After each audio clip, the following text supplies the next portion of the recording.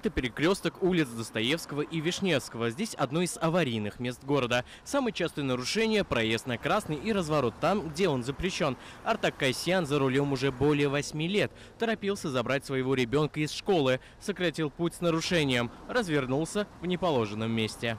Ну, чтобы не было ничего такого, чтобы потом пожалели. Это перекресток улиц Толстого и Большой Красный. Здесь каждая 10-я машина с полной тонировкой. Некоторые водители ставят специальные затемненные накладки на окна. Это тоже является нарушением. Водитель Ford Focus, которого остановили за это, отказался с нами общаться. Объяснил это тем, что торопится домой. Ограничивает обзором с места водителя.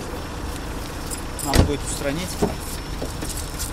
Илья Масаутов перебрался в Казань месяц назад. За рулем 3 года. Это его первый штраф на дорогах республики. Скоростной режим у нас есть, что соблюдать его, главное, не гонять, наверное. Водителя на «Ладе» 14-й модели остановили за непристегнутый ремень. Молодой парень надеялся проскочить незамеченным, однако не получилось. Свою вину автолюбитель признал сразу.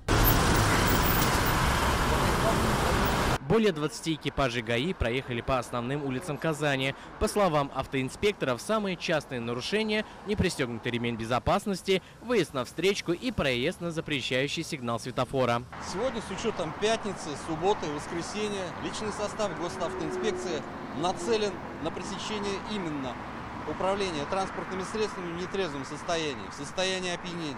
Состояние опьянения за рулем приводит к особо тяжким последствиям.